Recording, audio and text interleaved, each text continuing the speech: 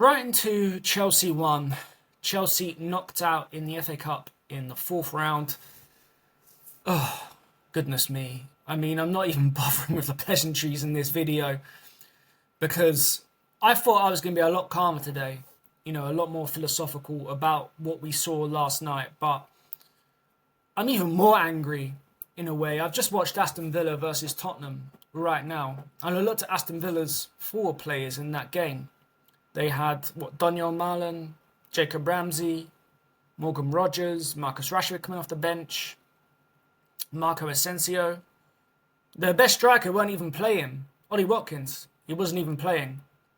Every single one of those players will get into our team right now. What we saw last night was totally unacceptable. And look, obviously I don't like Chelsea losing football matches. Of course I'm disappointed when Chelsea lose. But I expect a minimum standard of hard work, of graft, of desire, of passion. And we saw absolutely none of that last night. And those forward players that I just mentioned for Aston Villa, every single one of them will get into our team right now. Every single one of them. Are they world-class players? No, they're not world-class players. No, they're not, players that are going to get into Real Madrid's team or Barcelona's team or Bayern Munich's team or Liverpool's team. That's not where we are right now. Fine, you can accept that. But look at the quality they had on show today. Look at the fight and desire and the way they pressed Tottenham at times. The chances they created. Working, running. One of our players did that yesterday. Christopher Nkunku up front. Now, I was watching this game at my partner's mum's house, right? And she is no tactical nerd when it comes to football. But even she was commenting, why is this guy just walking around up front? Why are these players just walking? Unacceptable. Totally unacceptable. 6,000 Chelsea fans travelled up there last night. Those are the people I feel sorry for. I don't feel sorry for the players out on the pitch. I don't feel sorry for Enzo Maresca. I don't feel sorry for the sporting directors. I don't feel sorry for Clear Lake Capital. I feel sorry for the Chelsea fans that travelled up there last night. I've been to Brighton away numerous times. I know how difficult it is to get in and out of that stadium because it's in the middle of nowhere. On a Saturday night at 8 o'clock. And the disrespect that those players showed last night. Walking football, walking around the pitch, showing no fight or desire. Unacceptable. And that is something that I just can't get my head around. As I mentioned a second ago, look, you can lose football matches. Brighton are no mugs. They're a decent side. They've got some good players. Matoma, João Pedro, Minter, Rutter, all great players. All probably get into our team. You can lose football matches. It happens, man. It happens. But, you need to show the basics. You need to go out fighting. You need to be forcing their keeper into saves. Hitting the post, hitting the bar. Maybe losing to a controversial refereeing decision. You need something to hang your hat on. But there was nothing. Look, it's the FA Cup. And they're playing and walking around as if, it's a pre-season friendly or a testimonial. Not that we could go out. Not that, our season in the domestic cups is done. I could have played in that game. I got a broken toe. I'd have put in more effort. Christopher Nkunku strolling about. Strolling. And, and this is a established international football player. And I have no doubt that Christopher Nkunku is a talented footballer. He is. He's shown that in his body of work. But if you don't want to be here, and please excuse my language, then fuck off. Get out. I don't want you here. Play one of the kids. Next Friday, if Jackson is still out, and Mark Yu, obviously we know he's still going to be out, play Shimueka. He's 18, but why not give him a go? Why not play him? You'll see more effort, more desire, more hard work, more presence in the box. And this is where my sympathy for Enzo Maresca will wane, right? Because, yeah, okay, you've been dealt a bad hand by the board. I accept that. And look, for me, Enzo Maresca is not the problem right now. He is far from the biggest problem at the football club right now. But if you just keep on making the same mistakes and not trying to find different solutions, and sorry, that is your problem. So if Jackson is out for next Friday, start Shimueka. Give him a go. We've seen it with Arsenal this season. Miles Lewis-Skelly, Ethan Nwaneri, as I mentioned in my last video, come in and be two of their best performers because they show heart and passion and desire. They play like they want to be there. They play like they know what it means to play for that football club. And too many players out on that pitch act as if, they don't care. It's just another paycheck. And I can't accept that as a supporter. Earlier in the season, we went to Liverpool. We lost 2-1. I was really disappointed. I don't like Liverpool. I don't want to lose to Liverpool. But we played well. We showed heart and fight and passion. We played football the right way. We played like a big team. We went there and we played like a big team. And even Arne Slot since then I said that's the only game this season they did not deserve to win. And I can't disagree with him. And we lost that game. Yeah, I'm disappointed. I'm disappointed we lost, but I can take it. I can take it as a fan. I can sit there and go, do you know what? Those players gave everything out on that pitch today. Okay, these things happen.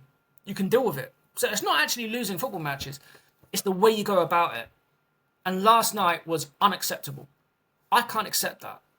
And no Chelsea fan should be able to accept that. And no football fan should accept that either. Because it's the bare minimum.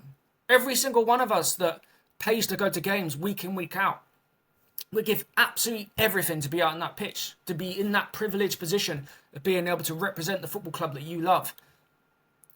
And just to see people out there going through the motions, showing no fight, playing walking football. It's not acceptable. It never has been and it never will be. And the standards of this football club are in the floor. I remember people want to go back to Roman Abramovich, but when Ken Bates was in charge, Ruud Gullit was sacked when he was second and had just won the FA Cup. Gianluca Vialli was sacked a few months after winning the FA Cup and taking Chelsea on an unprecedented Champions League run. 5 games into the season after we just signed Jimmy Floyd Hasselbank and Ida Johnson, who would go on to be one of our best strike partnerships ever. He was sacked because it was deemed that the job he was doing was not good enough. And I'm not saying that I agree with those decisions at the time, but the standards were there. The standards were set. You had to compete at the highest level. You had to be showing that you were on an upward trajectory.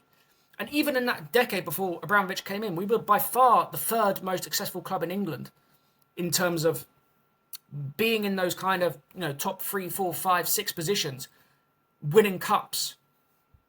We were right up there. And now where are we?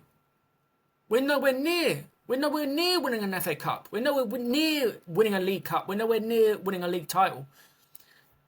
We probably will win the Conference League. Whoop-de-fucking-do. And Enzo Maresca, and again, I'm not saying I'm Maresca out. I don't think he's the problem here. But his comments last night, they do him no justice. They don't help him. If Graham Potter came out with this rubbish, everyone would be going mad. He came out after the game and said, one positive going out the FA Cup is concentrating on the Premier League and the Conference League. But are you crazy? Comparing the FA Cup to the Conference League. I don't know a Chelsea fan that would rather, win the Conference League over the FA Cup. We've got a storied history in the FA Cup. We've been in the most finals other than Manchester United and Arsenal. We've won it the most times other than Manchester United and Arsenal. The Conference League, let's be frank, is a competition that is beneath us. Every team in the Premier League, pretty much, maybe other than Southampton, would expect to go into the depths of that competition and potentially win it. We're playing a calibre of opposition that can't be compared to us in terms of not just history, but budgets, wages, transfer fees. It should be a given that we win that competition. So saying that it's a good thing that we went out the FA Cup so we can concentrate on that, come on. I want to back you, Maresca, because quite honestly, if we do sack you, and look, a lot of people are saying that we should sack Maresca right now. I don't subscribe to that feeling, because if you've got a tree that's rotten, if you've got a tree that's rotting, you don't cut the stem off, you cut the roots off. At the moment, the roots are Paul Winstanley and Norwich Stewart and those above them at Clear Lake Capital, because they're the ones driving the direction of the club. They're the ones that are going out and, signing players and selling players and making those sorts of decisions. That's not on Enzo Maresca. He's not the biggest problem right now. He's making mistakes, sure. And do I think he's the manager that can take us to the promised land? I don't know. I'm not sure. I can't say out of any certainty. So I'm not backing him blindly. I'm not one of those people that are a Maresca warrior and saying, no matter what, he's doing a great job, we should keep him. But he's far from the biggest issue right now. And look, at the end of the day, those comments, they don't help him. Because it just gives ammunition to the people that want to be calling for his head and for just sacking the manager, every other day. Because, truthfully, what will change if we sack Enzo Maresca? What will change? I wouldn't be surprised if this board go out and hire Russell Martin or, Ange Postecoglou. Because they're not going to go out and sign Jurgen Klopp. They're not going to go out and hire Xabi Alonso. They're going to go out and hire... I don't know, I'm trying to think of other top managers. Simeone Inzaghi from Inter Milan. They're not going to go out and hire those managers. They're going to look for managers that have potential and that are prepared to come in and do what they say. So, yeah, sacking him makes no difference. Won't change a thing. So, look, we need to back Enzo Maresca in any which way we can because he's not going anywhere right now. He's not going anywhere. He's not going to be sacked between now and the end of the season while we're in the midst of a top 4 race. Maybe he'll go at the end of the season if we finish 6th or 7th, and maybe he'll be another fall guy of the Clear Lake capital reign. But we need to get behind him for now. We can critique him all we want. And I critique him. There's things that he's doing tactically that I'm not happy with. But he's not the main issue. And as a supporter base, what we do need to rally behind and what we do need to mobilise on is the owners, is the sporting directors. That's who we need to be railing against. And look, I'm not asking for them to sell up because I don't think they will sell up. It's very unlikely they won't. I just want to have a bit of change. I've mentioned in previous videos, go out and sign high quality, world-class potential young players. Great. It's fantastic. Also supplement it with experienced operators that can come in and help the team now. And we don't have that. We don't have one player that's over 26, I don't think, outfield. And the only player that is Tosin Adebayo, who is, average at best. We need to get serious. Because otherwise we're just going to slide into, mid-table obscurity. Or, occasionally get into the Europa League. Or, God forbid, get into the Champions League. That will be what we dream of. Not actually competing for these trophies. And going back to that Aston Villa game earlier on. They're in the mix for top 4. Yeah, they're 6 points behind, but they can make that up. We play them in 2 weeks, and they'll probably beat us. They're in the Champions League last 16, qualifying in the top 8, and they're through to the FA Cup 5th round. That's exciting. That's what you're in football for. You're in football to be in the Champions League knockout rounds, to be in the FA Cup. Top 4's great. It's fine. And it was an acceptable target at the start of the season. I get that. But in 20, 30 years' time, I'm not going to remember top 4 races. I'm not going to be remembering finishing 4th. I'm going to be remembering being at Wembley when we beat Manchester United in the FA Cup, the first cup final at Wembley, Didier Drogba scoring. I'm going to remember being there when we beat Everton, going 1-0 down after 30 seconds and winning 2-1. I'm going to remember winning the double when we beat Portsmouth at Wembley and then winning the FA Cup under Conte. That's what I'm going to remember. Those are the memories I'll take with me. Those are the memories that I'll be telling my children and grandchildren about. I won't be talking to them about finishing in the top 4. So yeah, it's all well and good. But if you look at what Arsenal were quite a few years ago under Wenger, all it became was, let's finish in the top 4 and let's make some money from getting the Champions League and let's get through to the knockout rounds. And then we can make some money. And then, to be honest, after that, we don't care. We don't care if we win the FA Cup because it doesn't make any money. We don't care if we win the League Cup. That's not where we want to be. And look, I don't expect us to win every trophy every season. It's impossible. It won't happen. It can't happen. That's fine. But I want us to at least be able to dream of winning the FA Cup, to be dreaming of winning the Carabao Cup, to dream of challenging for a Premier League title, to dream of being able to compete in the Champions League. But that is so far off now. And I'm looking at teams at this moment in time. Aston Villa, Nottingham Forest, Bournemouth, Newcastle. And I'm jealous of those teams. Because those teams have players in their side that are athletic, that are physical. That even if they're not playing well, they can get a result. They can score from a set piece. They'll get into teams. They're durable. They can last for 90 minutes. I'm jealous of those teams because our team can't do that. The only player that can is probably Moises Caicedo. He's the only one that can win his individual battles. Not one player in that team other than Moises Caicedo can compete physically for 90 minutes. They're fading as the game goes along. They're weak, spineless. There's some great players in there. Cole Palmer, I love him. Brilliant player. But you need players in and around him that can physically match up to other teams. And that's just not the case right now. We're nowhere near. Because the era of Pep football where teams can pass everyone else to death and have like tricksy little, number 10s here, there and everywhere, that's over. And even in those Pep teams, to be fair, they had players that were physical and athletic and that could compete and they wouldn't make fouls and wouldn't be pushovers. And the reason they are where they are right now is not because Rodri's injured. Obviously, it doesn't help, but they're more experienced players. They're physically on the wane. And their recruitment's not been good enough to be able to keep up with the other sides. That's why they're physically on the wane. And other teams are catching up now. Newcastle, as I said, Bournemouth, Aston Villa, Forest, Arsenal, Liverpool. They're big, physical, athletic teams that can play good football but can also fight you as well. And can battle you.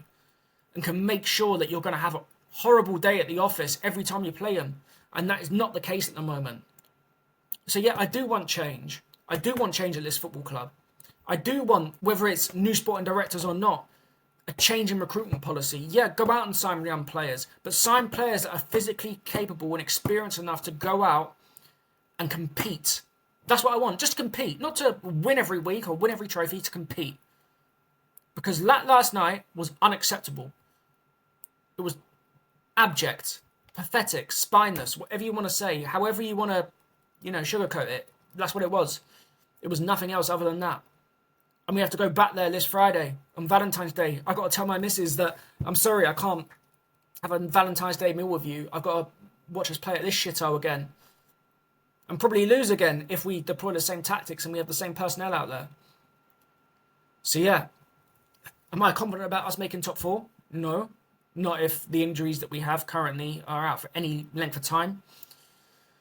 And yeah, change needs to happen. The one thing I will expect on Friday is not to see that again. Not to see that lack of effort, that lack of work rate, that lack of desire. It needs to be better. Because last night was depressing. And as you can see, I'm still absolutely fuming. And pretty much everyone I know is also absolutely fuming over that performance and result. But look, we go again on Friday. We've got to go back up there. And yeah, hopefully things can change a little bit in terms of the performance, but I have no faith it will. But enjoy the rest of your Sunday.